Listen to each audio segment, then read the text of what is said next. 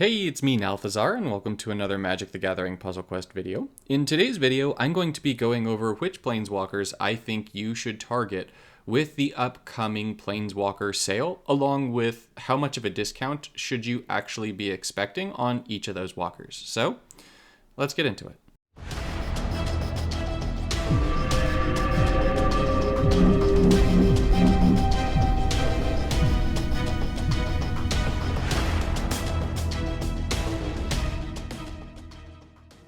Now, I need to start this off with a general disclaimer, and that disclaimer is that my top 10 list for this is not in any way my top 10 list of the best Planeswalkers in the game.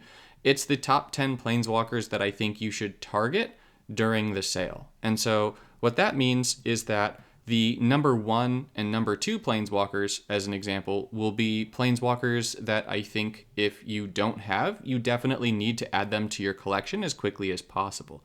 That doesn't mean that I think that they are necessarily the number 1 and number 2 Planeswalkers in the game. They just happen to be the first 2 Planeswalkers that I think you should get your hands on if you can, especially with the discounts that we have available.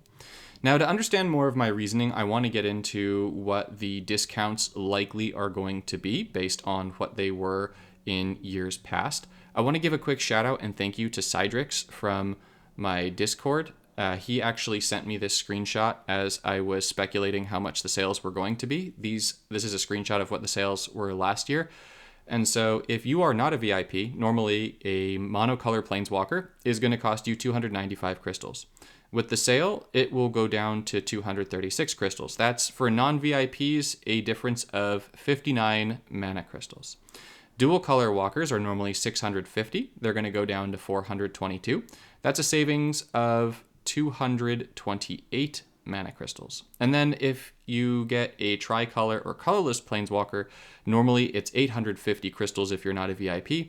With the sale, it's going to be 680. That's a difference of 170 mana crystals, meaning that you're looking at a difference of 59 for mono, 228 for dual, and 170 for tricolor and colorless.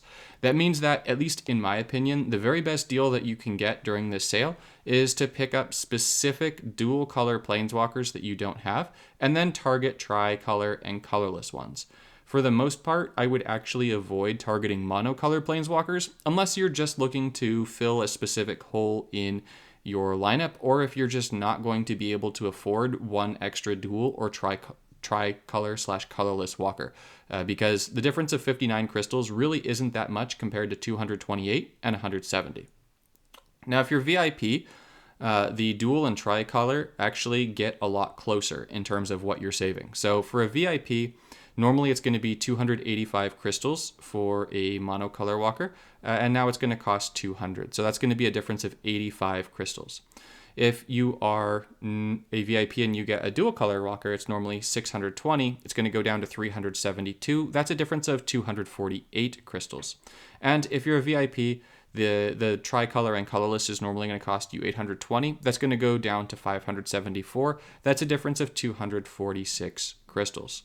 So dual color is going to be a difference of 248. Tricolor and colorless is a difference of 246. That's a difference of 2 crystals.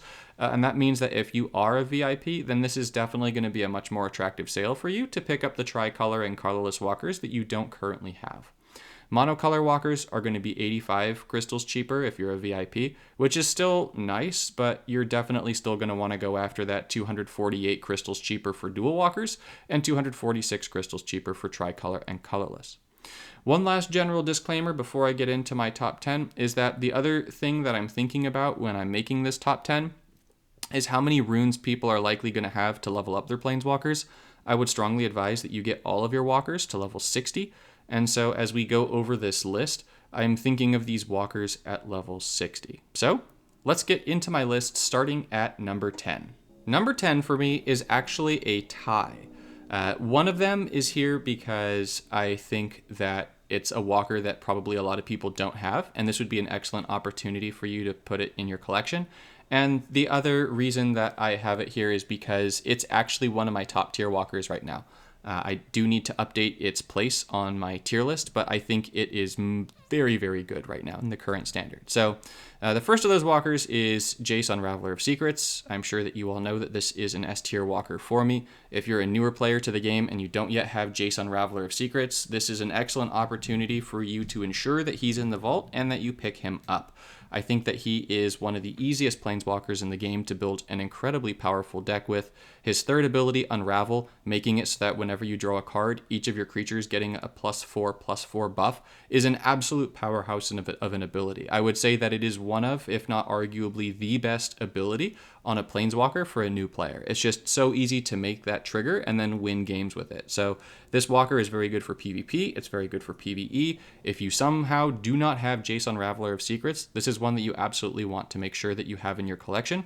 And I know that at the beginning I said I really wouldn't target mono walkers, but I'm just going to go ahead and add 2. My 9 and 10 picks are mono walkers, and these are just in case you don't already have them. I'm sorry for all of the little bell that you're going to be hearing and the meowing. That is my wife's cat has decided to clean itself next to me. So anyways, Jace, Unraveler of Secrets is my number 10. My other one, that number 10, it's a tie. Like I said, it's kind of going to be a surprise pick, I'm sure, to some of you, is Liliana, Untouched by Death. Liliana, Untouched by Death is one of my most used planeswalkers in the game right now for all activities. This planeswalker is currently, in my opinion, an S tier planeswalker for the combination of her +7 to black, which is incredibly good with landforming, and the Fill the Graves ability, dumping tons of cards in your graveyard. We just have so many different things right now that we can use to get things back from our graveyard, and there are just so many great black cards that deal with the graveyard that this planeswalker is absolutely in an S tier right now just for its first ability and mana bonus alone. It's that good. You absolutely want to make sure that you have this if you don't have it and you're a more experienced player, right? If you're a newer player to the game, you probably aren't going to have all the cards that make Liliana, Untouched by Death such an incredible powerhouse of a walker. Her abilities aren't like super powerful on their own. They're powerful because you have other cards. So Liliana is on this list at number 10 as a tie with Jace, Unraveler of Secrets, depending on where you are in the game. The rest of these on this list, by the way, are regardless of where you are in the game. These are my suggestions, right? So at number 9 is Koth of the Hammer. Koth of the Hammer is currently the best monocolor planeswalker in the game, in my opinion. I think that Liliana, Untouched by Death, actually gives him quite a reasonable run for the money. But Koth of the Hammer is just an absolutely ridiculous planeswalker. Landforming took care of Koth's only weakness, which was that you're only able to throw 3 supports in him. You'll see that he has a cap of 3 supports. And so Koth of the Hammer is ridiculous because his first ability is going to get you insane mana. His +9 to red is the highest single mana bonus in the game. And then Rage of the Mountain and Strength of the Mountain, especially Strength of the Mountain, just ends games on its own. So you absolutely, if you don't have Koth of the Hammer, want to make sure that you have Koth of the Hammer. This is an absolute must-have in all collections. That being said, as I mentioned earlier, if you can afford to get dual and tricolor walkers, by all means target those instead. But Koth of the Hammer, nonetheless, is going to be a planeswalker that if you have, you're probably not going to regret having it. Coming in at number 8 is the first of my dual color walkers, and that's going to be Kiora, Master of Depths. All of my other dual color walkers take up significantly higher slots on this list, and that's because there are better blue and green walkers for you to target with your crystals. However, Kiora has the benefit of being dual color, which means that if you're not a VIP, you're going to get a really good deal on picking her up. At this moment in time, I would say that her power level is arguably similar to the other tricolor walkers that have her colors in their identity. And Kiora was an absolute, she was the best planeswalker in the game for a long time, and she still holds the mantle of being one of the best. All 3 of her abilities are very good. She's not like other walkers that might have only 1 or 2 good abilities. You will find yourself using all 3 of them. Her first ability is going to give you mana and take away mana from your opponent, which is really nice, especially when you factor in her subpar mana gains. Her second ability to fetch creatures is going to be fantastic for achieving objectives. And her third ability from the depths can just save your life and end games. So she's a fantastic walker. She's going to be a lot cheaper in the sale. So I would definitely recommend that you pick up Kiora, Master of the Depths, if you do not have her. Now from here, this is where we're going to get into some of our tricolor walkers. So coming in at number 7 is Tamiyo Field Researcher. She's actually the lowest of the tricolor walkers to prioritize in my opinion, just because she has a really high ceiling in her games. You can have like big boom games, but then she also has a really low floor. That means that you might find that you're going to have a little bit harder of a time getting started. And that's because her mana gains are tied for the worst of the tricolor walkers. Her mana gains are not good. So she's got +3 to blue, which is, fine. But then she's got +2 to both white and green. And having a +2 to green is really a major downside for any green planeswalker because green gem conversion is rampant. So you definitely want that to be higher. Now, yes, I do know that her third ability is going to draw you 6 cards. She's going to increase your blue, green, and white mana bonuses by 12 for your next 2 turns. And so that makes her an absolute beast, right? Like, I'm absolutely not saying that you shouldn't have Kiora. You absolutely should have Kiora. But if you're wondering why she's lower on this list for me, it's just because her mana gains are kind of on the lower side, and you need to get her third ability for her to be good. Tamiyo is only as good as the cards that you have. So if you don't have very good cards, Tamiyo is not a very good walker. If you have very good cards, then Tamiyo is a very good walker. It's that simple. Coming in at number 6 is another very card-reliant planeswalker, and that's going to be Narset of the Ancient Way. Narset is another planeswalker that suffers from having only one good ability, and that's her second ability, Mind Detachment. Her first ability, Jeskai Teachings, and her third ability, Ancient Way, are very subpar. I pretty much never use them, for that matter. However, her second ability, with a bunch of very high-cost supports, is absolutely phenomenal. White is a mediocre color, but blue and red are very powerful in Magic the Gathering Puzzle Quest. And white currently, interestingly, of these 3 colors, actually provides Narset with the most control of the 3 colors that she has at her disposal. Narset, like Tamiyo, is, as I mentioned, only as good as the cards that you have, and you really need to have some of the higher cost supports in order for her to be good. But that being said, if you have those, then Narset is an absolute beast. You absolutely want to have all the tricolor planeswalkers in your collection at some point. You definitely want to make sure that you have them. They're all just amazing just by being able to use 3 different colors, having 3 colors in their identity. Narset's mana gains are pretty common for the tricolor line of +3, +3, +3, -1, -1. So they're nothing to gawk at, but they're also not too bad. And so Narset is a fantastic planeswalker to have in your collection. Coming in at number 5 is probably going to draw me a bunch of hate, but I have a really good reason for it, and hopefully you at the very least can understand my reasoning for it. So coming in at number 5 is Sarkhan Unbroken, best known as Brokon. Now, you guys might be like, are you kidding me, Nalthazar? How is this not the top choice of tricolor walkers for you? How is this not even just the top of the list? And the answer is simple. Sarkhan Unbroken suffers very strongly from the standard shift that recently occurred with Zendikar Rising coming out. Blue, red, and green are the 3 colors that have the hardest time with removal in the game right now. So Sarkhan really is hurting from losing cards like Casualties of War and Deathsprout as reliable removal from his kit. And so, as such, I actually am placing Sarkhan Unbroken lower than Bolas on my current tier list. I think that Sarkhan Unbroken is without a doubt the best planeswalker for Legacy, but when you take a look at Standard, Sarkhan Unbroken definitely drops a significant peg from the recent Standard shift. Now, Sarkhan's abilities are also in that sort of situation where there's really only one really good ability, and that's his third ability, the Sangrai Overlord's ability. It's going to fetch your next 3 creatures that have a power of 6 or greater and give them full mana, and then give all the creatures in your hand haste. This is fantastic for achieving objectives in that you're going to be getting 3 creatures and you're going to get to cast them. It's fantastic for finishing your opponent off because you're only going to be getting your big power creatures and they're going to have haste, so they're just going to swing in for the win, which is really nice. But Whispers of Ugin and Temur's Hunger are sort of substandard abilities. Whispers of Ugin can definitely be used in that it gives you card draw, which you will sometimes need to achieve objectives. But other than that, Brokon really relies on being a green and blue planeswalker who has an incredibly powerful third ability. So if you don't have Brokon, you definitely want to try and pick him up. Obviously, he's incredibly good, especially for Legacy. But he's definitely gone down a peg. So when you get him and you start playing with him and you say, oh, wow, this isn't quite as powerful as I thought he'd be, there's a reason for that.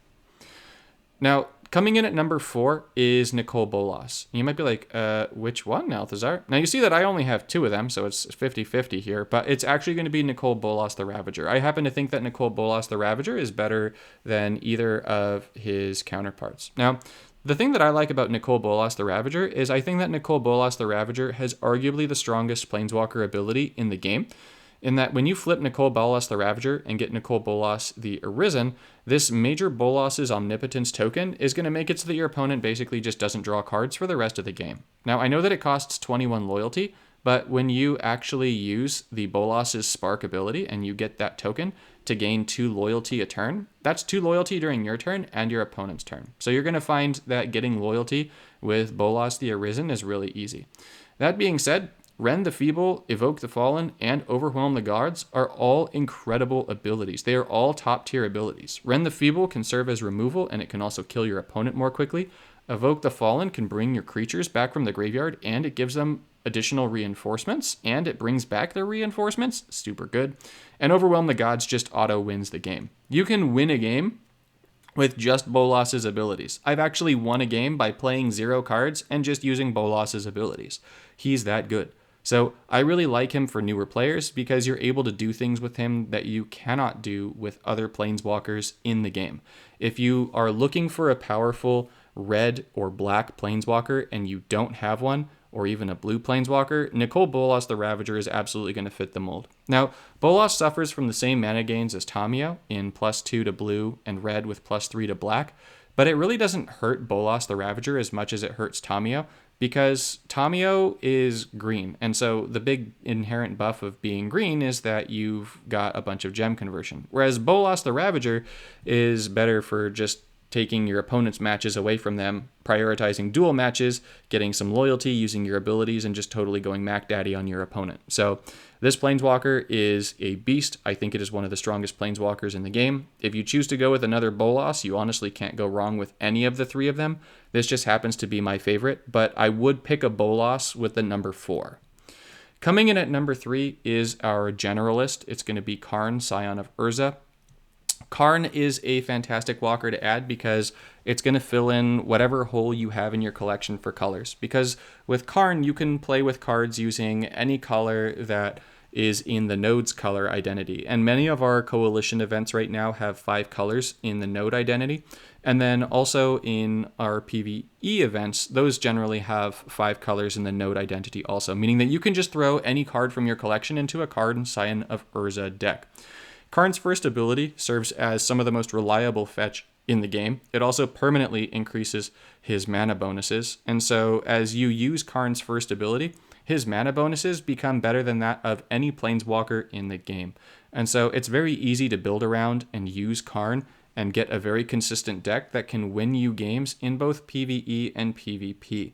His third ability is going to create a construct token that can kind of sort of win the game for you. It only costs 12 loyalty, which is very reasonable, gets you a 12/12 token, which is a solid beat stick. And then if you build your deck around him and his kit, you can really do some really good things with it, even if you don't have a significant collection at your disposal. So if you don't have Karn, Scion of Urza, I would actually take Karn ahead of any of the tricolor walkers. And then after picking up Karn, I would pick up one of the Bolases. My personal preference is the Ravager, then Brokon, then Narset, then Tamiyo, right? Now, that means that the final 2 walkers, the ones that are taking the number 1 and number 2 place on this list, are dual color walkers. And I've already outlined why I think that dual color walkers are the best walkers to target during this sale, just in that you're getting the best deal, you're getting the most crystals off by buying them here. But also, these are the 2 walkers that I think are the best 2 walkers for a new player to pick up. And if you're looking to buy a Planeswalker in this sale, it means that you don't have it yet. So if you don't have these 2 Planeswalkers for some reason, you definitely want to prioritize getting them before you pick up the others. So the first of those, coming in at number 2, is going to be Teferi, Hero of Dominaria. I actually am using Teferi, Hero of Dominaria, more than any Planeswalker except for Nissa of Shadowed Bows. Sadly, Nissa of Shadowed Bows is not going to be in this sale, so she's not going to be on this list. But other than her, Teferi, Hero of Dominaria is the Planeswalker that I get the most use out of in the game. I use him for everything. I use him for Standard, I use him for Legacy. I use him over any of the tricolor walkers. I use him over Brokon, I use him over Tamiyo, I even use him over Karn for most events. I use Teferi in pretty much every event. Teferi is an amazing walker. His mana bonuses are spread out and very good. He's got white and blue, which complement each other very well in the current standard. You really don't need to have incredibly powerful cards for Teferi to be good. Teferi's third ability, Plane and Chaos, is a game-ending ability. You just win with the control it provides you. When you draw a card, your opponent loses a reinforcement. If they can't, they exile a creature. If they can't, they exile a support. If they can't, increase the cost of the cards in their hand. All cards by 1. So basically, it does not it can get rid of all your opponent's creatures. It can get rid of all your opponent's supports, lands included, emblems included, vanguards, whatever it is. Actually, it doesn't get rid of vanguards, I should say. But it does get rid of like lands. It gets rid of artifacts. It gets rid of enchantments. It gets rid of all that stuff. Gone, gone, gone, gone. Emblems gone. So Teferi is able to do things in terms of control that pretty much no other walker is able to do when things are on the battlefield, right? Nicol, Bolas, the Ravager makes it so that things don't come down, but Teferi makes it so that if things do happen to come down, they're just not coming back. They're gone. And then he's going to make it so that more things are less likely to come down because of the card draw feature. So blue is really easy to draw cards with. Teferi's second ability, Sight of the Future, is going to draw you 4 cards, give you a bonus swap. So it's going to make it so that once you've got that third ability down, you can use it to just sort of get rid of anything that your opponent maybe snuck onto the battlefield. And then you've sort of got smooth sailing. So between Teferi's amazing mana gains, his solid colors, and then being a dual color walker means it's going to cost you 160,000 mana runes instead of 320,000 mana runes to level him up. I would strongly advise that you pick up Teferi, Hero of Dominaria here if you don't already have him. I think that he's one of the 2 walkers that you absolutely must have in your collection as a newer player. And even if you're not a newer player, you absolutely have to make sure that you get your hands on this Teferi. And coming in at number 1 shouldn't be too big of a surprise if you're thinking about honorable omissions right now from this, especially given that I said that Nissa of Shadowed Bows is my most used walker right now. Coming in at number 1, the Planeswalker I think you'd most need to target with this sale if you don't have it is Garruk, Cursed Huntsman. Green-black is, I think, the strongest color combination in the game right now, bar none. It is incredibly powerful. Green has just so much conversion at its disposal, and it has so much of it in the common and uncommon range that it's really easy for you to make a deck that's able to ramp up a lot of mana. Black has like an incredible amount of removal. Black's removal is just absolutely otherworldly good right now, and black is the only color that really has exceptional access to removal. So green is going to get you all the mana you need, and black is going to get rid of all the things you need. So between those two, you've got control, you've got a way of accelerating to your win condition, and you're looking pretty gravy. And that's not even keeping in mind what Garruk's abilities are. Garruk's second ability, Stalk the Prey, serves as one of, if not the best removal ability, just single removal ability in the game.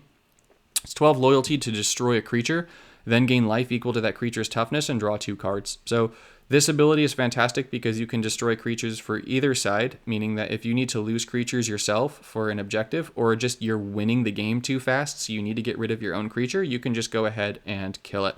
You're going to gain life, so it's going to keep you in the game longer, and you're going to draw cards, so it gives green and black a way of drawing extra cards, which is something that green and black generally struggles with. The third ability, Cursed Predation, is going to create 5 Vicious Wolf tokens. That's going to be a 10/10 token on the battlefield, as they are base 2/2s. They're going to have Berserker, and then the improved Cursed Predation token itself is going to make it so that while you control the creature with the greatest power, your creatures get Berserker, Trample, and Death Touch, and then at the end of your turn, your non-human creatures get a permanent +4/+4 buff. That's going to make those Vicious Wolves that you played into a 14/14 after that first turn. What this means is that your creatures have Death Touch and Berserker pretty much always, so if your opponent plays anything, it's going to die. Your creatures are going to get buffed up even more every single turn, which is going to turn them into absolute juggernauts, which is going to kill your opponent. Garruk is one of 2 planeswalkers in the game that can reliably kill your opponent without actually playing any cards, along with Nicol, Bolas, the Ravager. His abilities can just win you the game by themselves. He's that good. So Garruk is an absolute must-have. Now, as you're thinking about what planeswalkers it is that you want, and you're thinking about my list of 1 through 10, the reason I put it together as follows is because Garruk is a green and black planeswalker, so that if you get this planeswalker, you're going to have a really good green walker, and you're going to have a really good black planeswalker at your disposal. You want to make sure that you have at least one planeswalker that's in the S tier, in my opinion, for every single color. Teferi is going to give you white and blue. So that means that you've got green and black and white and blue at your disposal, with the only missing color being red. And that's actually part of why Nicol Bolas the Ravager was the top of my tricolor list. And that's also why Koth of the Hammer was the highest in my monocolor list. So you can finish out your list by getting a Koth, and that will be really good. Or you can finish it out by getting Nicol Bolas the Ravager, and that will work just fine for you too. So once again, to go over my list, number 1 is Garruk Cursed Huntsman. Absolutely make sure that you have that if you don't already. Number 2 is Teferi, Hero of Dominaria. Make sure that you get that if you don't have that already. Number 3 is Karn, Scion of Urza. Number 4 is Nicol Bolas the Ravager. Number 5 is Sarkhan Unbroken. Number 6 is Narset of the Ancient Way. Number 7 is Tamiyo, Field Researcher. Number 8 is Kiora, Master of Depths. Number 9 is Koth, and number 10 was an even split between Liliana, Untouched by Death, and Jace, Unraveler of Secrets. So, as you choose to buy your walkers, make sure that at the end of this sale, you have yourself a very good option for every single color. I would not suggest picking up any of the mono white walkers. I would not suggest picking up any of the mono green walkers. Yes, Garruk is like an absolute beast, and when I say Garruk, I mean Garruk Unleashed. This is an absolutely ridiculous planeswalker. But if you're looking for a new mono green walker and you don't have a green walker, I think that Nissa Worldwaker is still in a better place right now than Garruk Unleashed is. So I hope this helps you out as you determine what it is you're going to be picking up during the sale. If you have any questions for me, go ahead, leave them in the comments. I'll do my best to respond in as timely a manner as I can. Thank you all so much for watching, and I'll see you in the next one.